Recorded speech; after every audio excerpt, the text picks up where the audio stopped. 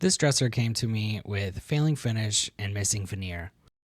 I discovered it was a Bassett and it had great bones. In this video, I'll show you how I gave this dresser a thoughtful refinish while also imparting some personality. Let's get into it.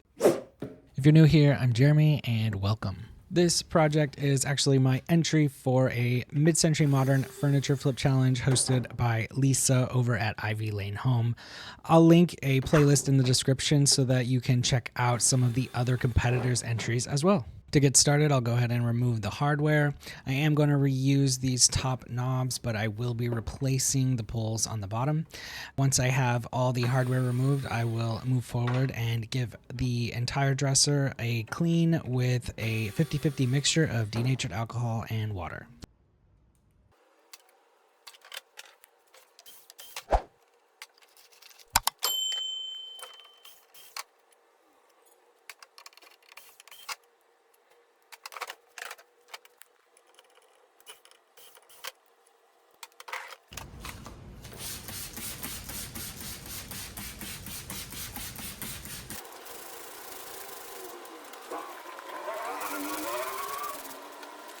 During the cleaning process, I'll take note of any areas that need some repair, maybe some chipped veneer or cracks in the wood, and I will address that next.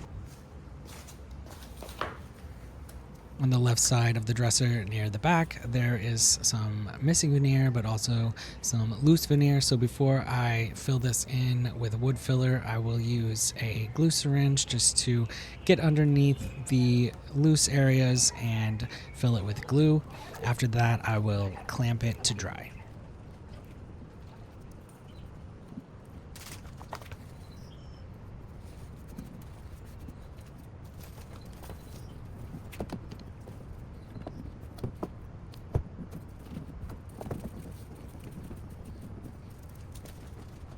My board didn't reach quite high enough, so I'm just going to tape this top area. For any missing veneer, I'm going to replace it with some plastic wood filler. This is a solvent-based wood filler that dries very quickly, which is why I like to use it. It does have a smell, so you want to use PPE or at least be in a well-ventilated area when using this.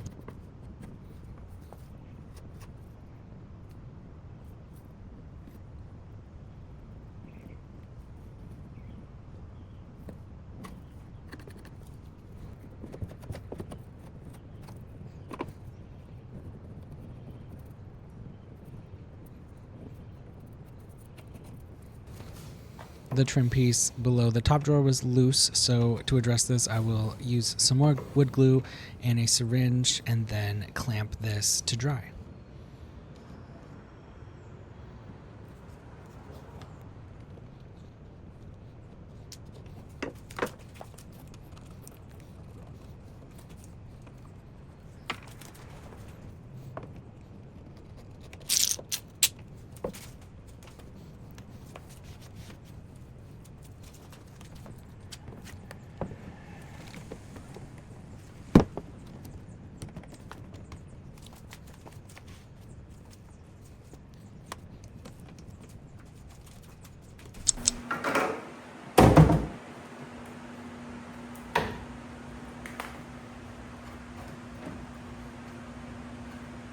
I often see your comments about not wearing a mask, and I do also mention that I'm trying to get better at it. So the nice folks over at Basecamp have sent me this mask to try out. So it's a dust mask. It's really nice and soft. It comes with an instruction booklet on how to use it. It comes with some nose cushions here as well, and so I'm just going to try this out today on this project. So first I'm gonna get one of these nose cushions, I'm gonna call it, and put it into the mask right above the air ports. It's a mesh material. It's super soft. It has one-way valves on the outside, and it's super breathable and really nice. One size I think fits all here.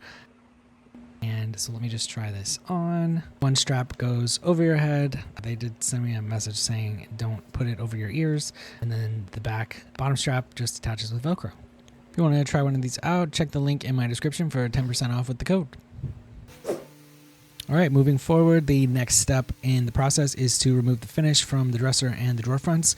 I will use a variety of sanding tools to get this done. I want to remove the finish with a 120 grit sandpaper, and then I'll go back over everything and refine it with a 180 grit to get it ready for finishing.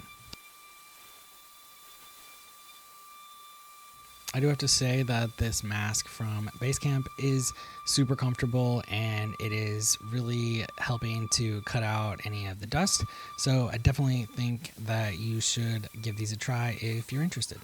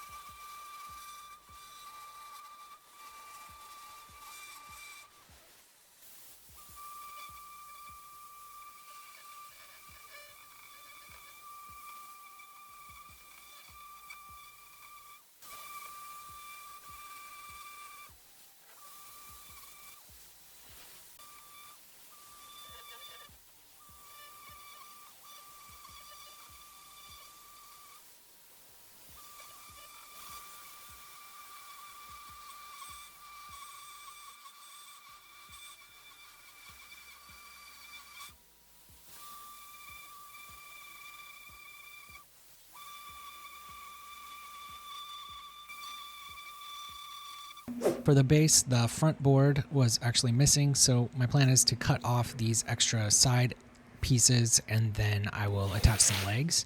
So my first step in this will be to apply some painter's tape to the area that I want to cut. This will help mitigate any splintering of the veneer when I do that. So I'm going to just place some tape and then I'll come back and measure the line where I want to make my cut.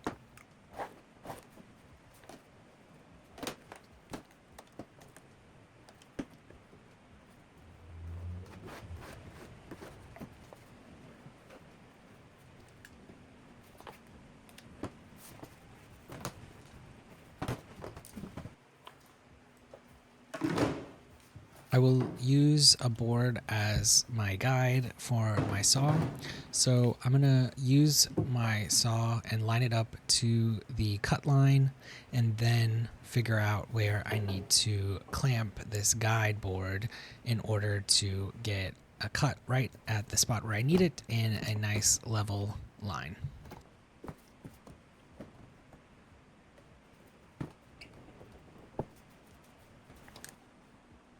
Measure twice, cut once, as they say. I have made that mistake more than once, so I really don't want that to happen again. Yeah, I really don't want to mess this up.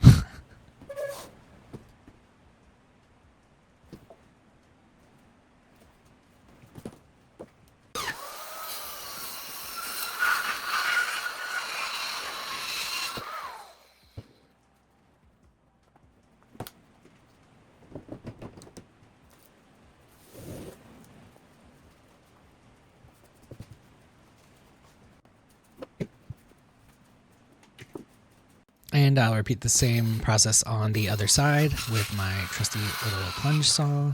It's a really cool little saw. I will link it below if you want to check it out.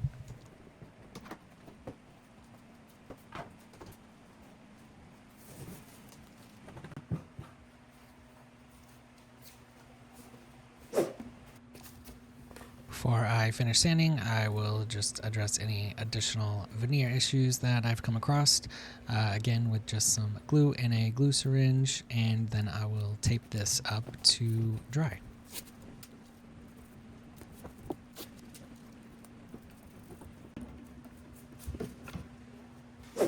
Between sanding grits, I do like to wipe off the surface with some denatured alcohol. This will remove the sanding dust or any debris, and it dries really fast.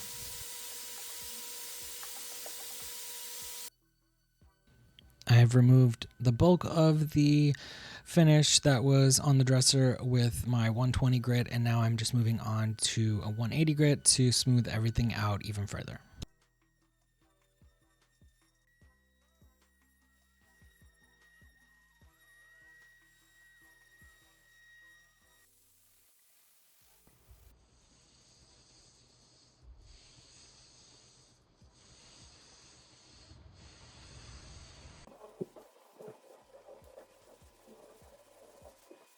Now that the top is completely stripped, I will go ahead and move on to the sides of the dresser and the drawer fronts.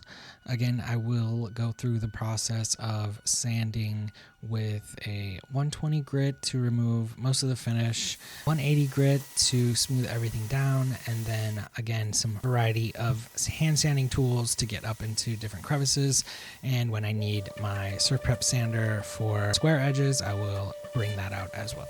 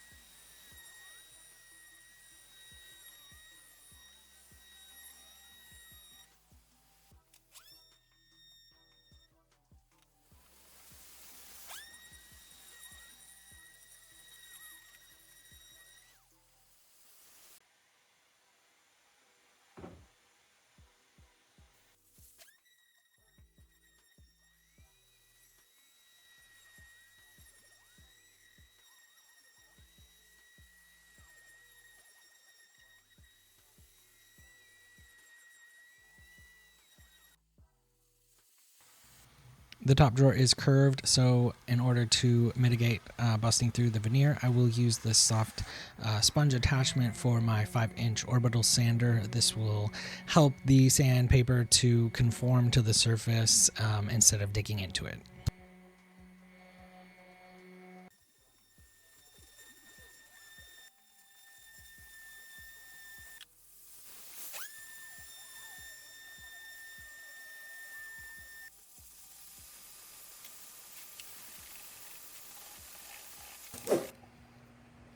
For this drawer front missing piece of veneer, I am going to use a piece of veneer from the bottom side that I removed to replace it with.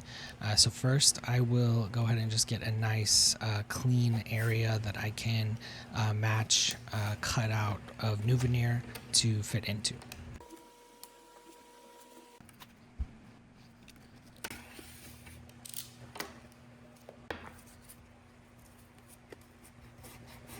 To transfer the shape that I need onto the veneer that I'm going to cut out, I will just use some painter's tape, and then I will shade in the area that I need with a pen, and then I can use this piece of tape to apply onto the area that I'm going to cut out from, and I can get the perfect shape to replace this missing area with.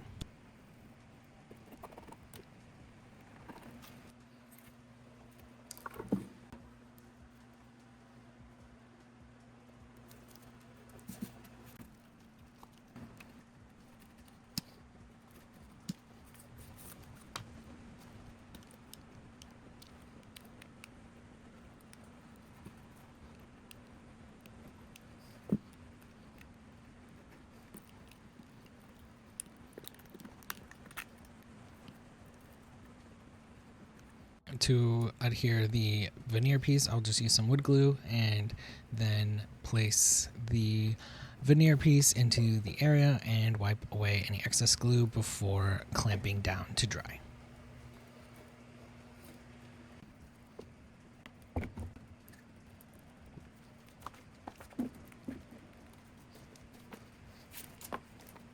I find that the little rubber stoppers that come with these things to save your glue doesn't really work, so I like to take the syringe, push out any excess air, and then seal it with tape, and it works every time. Okay, finally we are 99% done stripping. Last step will be to sand down any areas that needed some extra wood filler.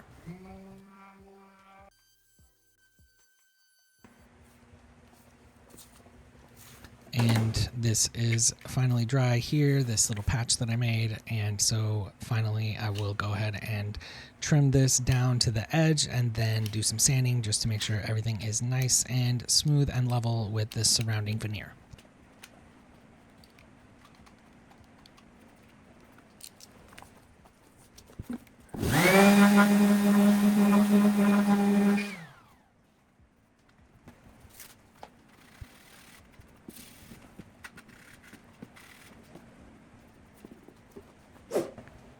This area here under the top drawer had a scrape mark in it, which tells me that something underneath the drawer has been scraping it. And sure enough, there is a nail that is attaching the slide that has come a little, not really loose. I don't know how, somehow it's now kind of protruding.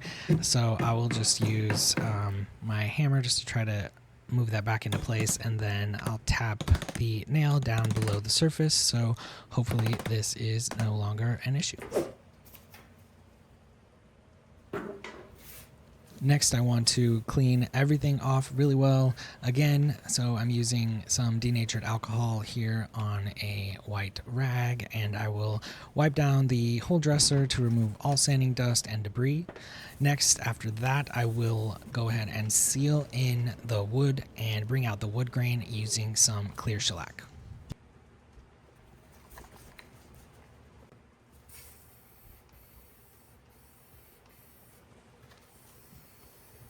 This stuff has a very strong smell, so make sure to wear a mask and work in a well-ventilated area.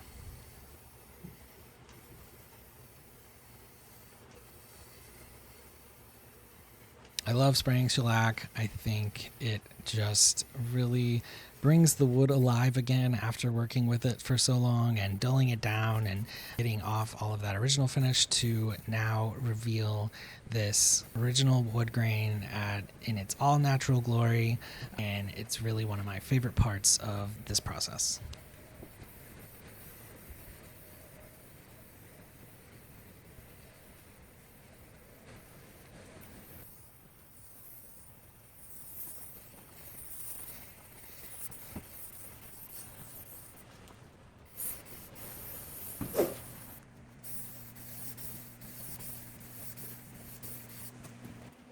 All right, and now for that personality that I teased earlier.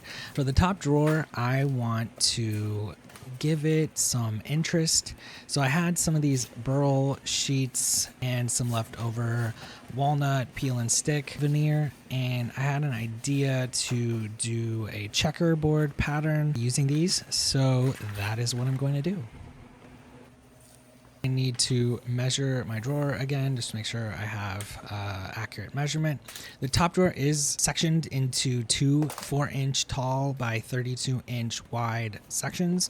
So I decided I'm going to do 4x4 squares. So that's 8 squares, 2 rows of 8 squares that I need. So I'm just going to go ahead and mark my veneer sheets and trim them down and cut out my squares.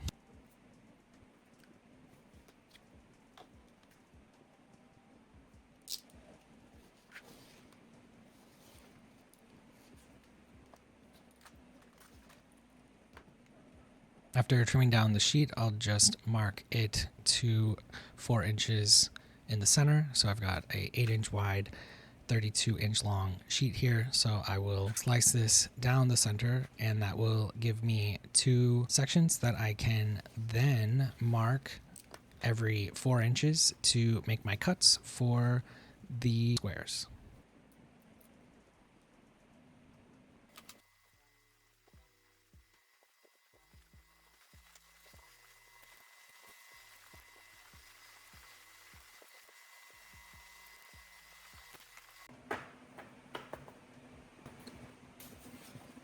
Next, I will do the same thing with the burl sheets. So I'll just figure out the size of the sheet and then trim it down and make my marks so that I can cut out 4x4 squares.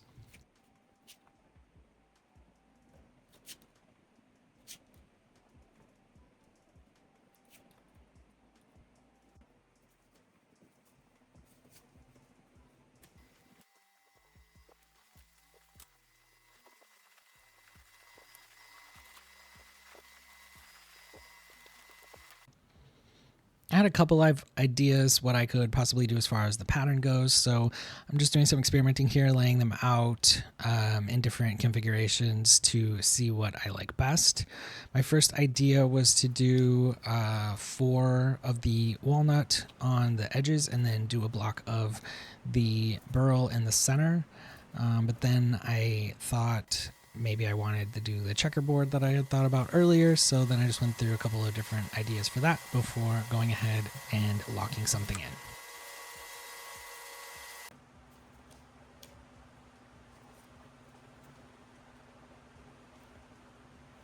Now that I'm set on the design, I'm going to go ahead and prep the surface. So I added some shellac to the top of this to seal in the original veneer here. So I'm just going to give that a scuff sand, and I'll be using contact cement for this project. So this is my first time using it, so I'm just doing exactly what it says on the package, which is to give it a stir, and then I will apply it. I'm using a chip brush here just to get it on the surface, and then I'll use a foam roller to get everything spread out nice and even.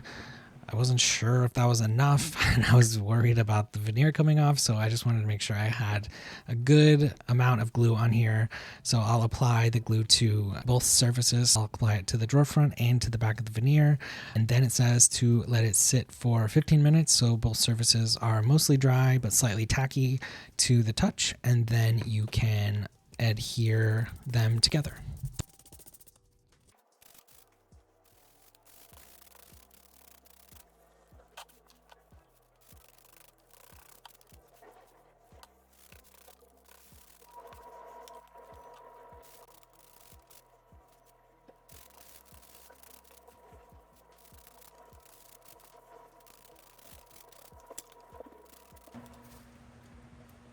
After 15 minutes, it is as it should be, dry but slightly tacky, and so I will go ahead and start applying my veneer squares. So the walnut is actually peel and stick, so I didn't have to apply contact cement to that, but I will go ahead and remove the backing and then just go ahead and start placing my squares.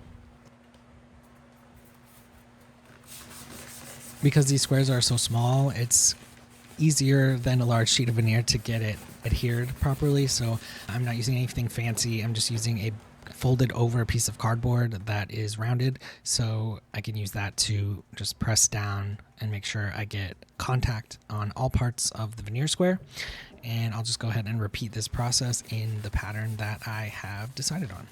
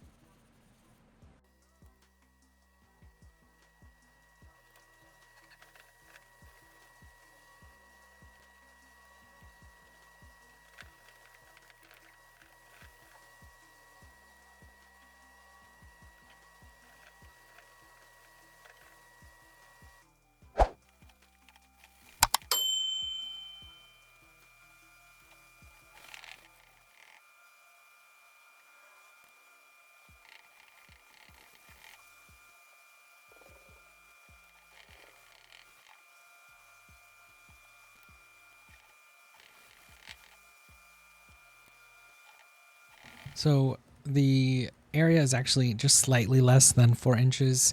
So I did have a little bit of wiggle room with the squares. So after applying them, I am going back with a utility knife just to trim down in the little groove that is between the 2 sections. And then I'll come around the outside edges as well and trim off any excess veneer.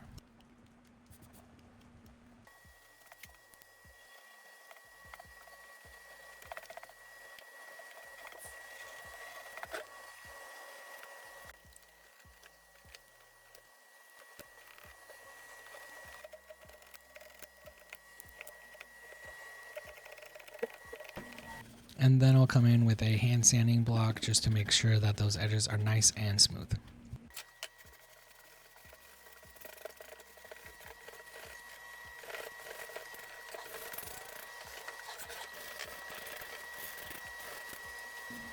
And then using just different little tools to try and get that little middle groove nice and clean.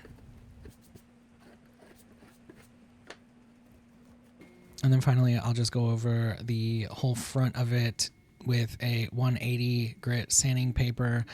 This will just make sure everything's nice and prepped for finishing, but also make sure everything's nice and even as far as the surface level goes as well.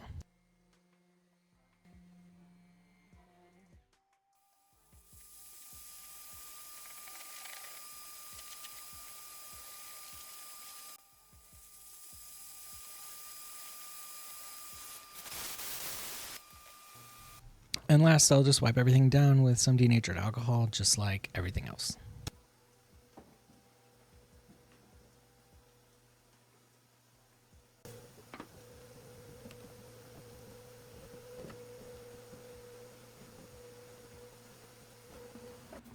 And finally, it will be finished off with a spray of shellac.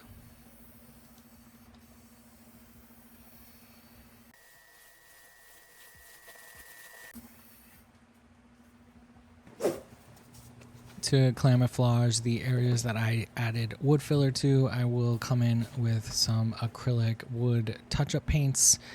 So I'll just start with the lightest color that I feel like I see in the wood tone, and then work my way up to a darker tone, and then finally just add some little sort of wood grain lines with the darkest color.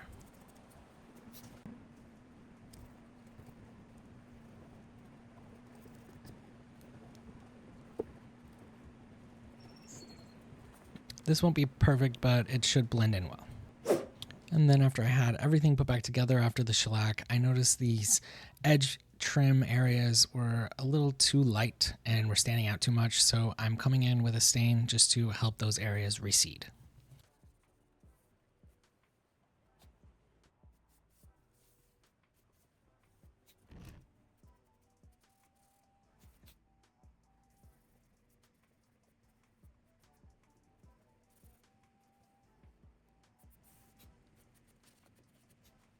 Both the stain and the shellac need 1 hour to dry before top coating according to the package directions, so I'm coming in with my top coat, which I'm going to use a water-based top coat in satin. This is a fast dry top coat from Behr. Get it from Home Depot, and I'm going to be spraying it with my Wagner sprayer.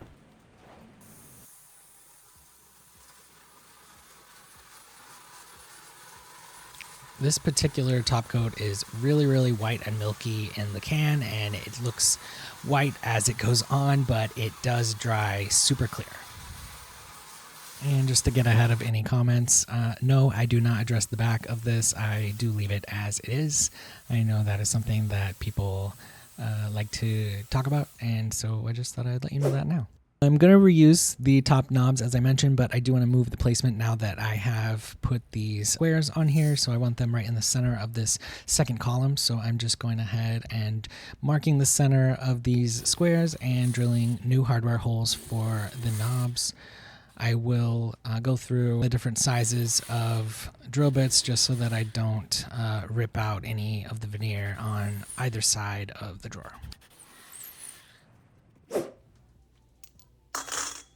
To clean up these brass knobs, I will soak them first in a mixture of boiling water and some regular white vinegar.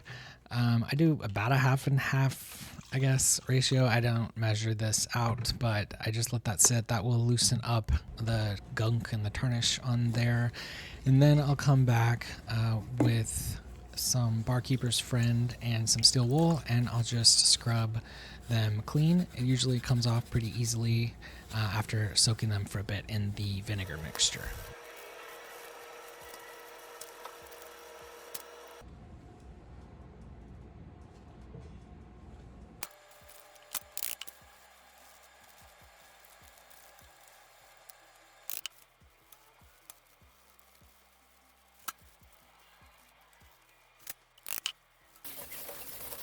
After I get all the tarnish off with the Barkeeper's Friend, then I'll just give them a rinse and dry them off before applying some Brasso. I like to do this. I think it just polishes them up a little bit.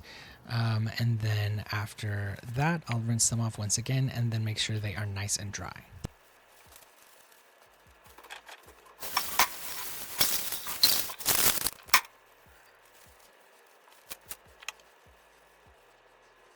With my water, if I leave water on there, then they will get water spots. So after they are clean, polished, and dried, I will seal them up with some lacquer for brass.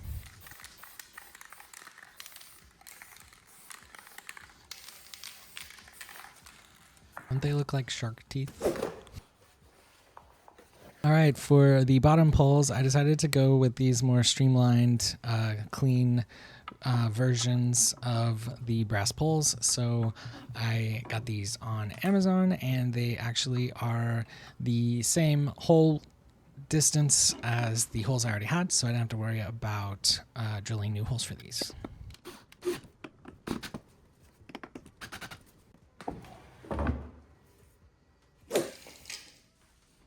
For the legs, I'm going to attach some angled, more MCM style legs from Amazon as well, but there was nowhere to attach them to, so I need to measure and cut some support boards. So I will do that with this scrap wood that I had in my shop. So I'll just measure these out and then cut them down to size with my miter saw.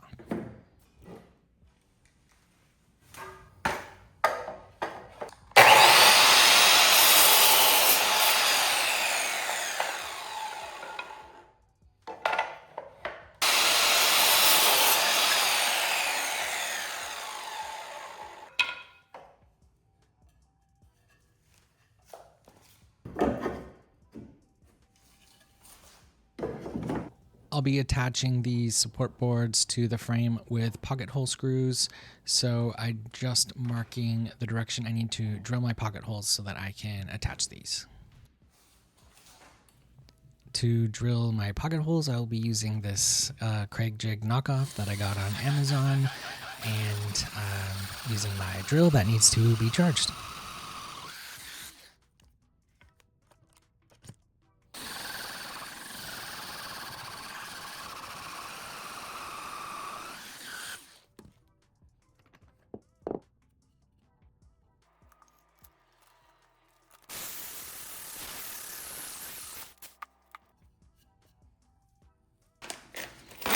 Using the screws and the drill bit that came with the jig, I will go ahead and attach this to the frame.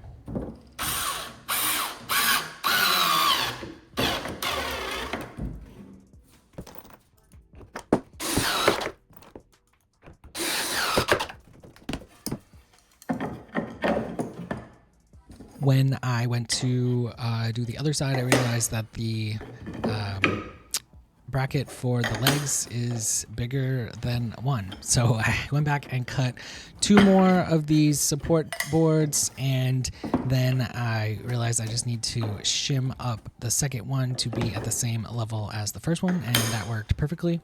So I'll go ahead and drill some pocket holes in these, and then I will glue down my shims and then screw in the second support board before attaching the brackets and the legs.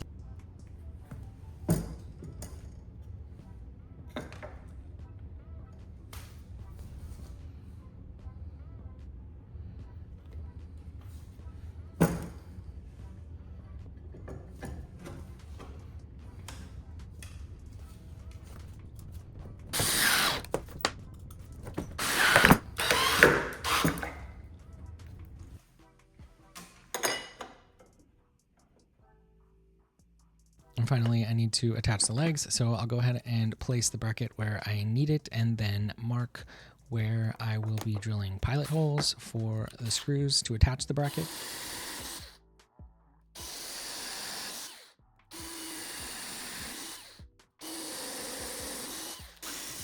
I'll also drill pilot holes into the legs so that it's easier to screw in the bracket.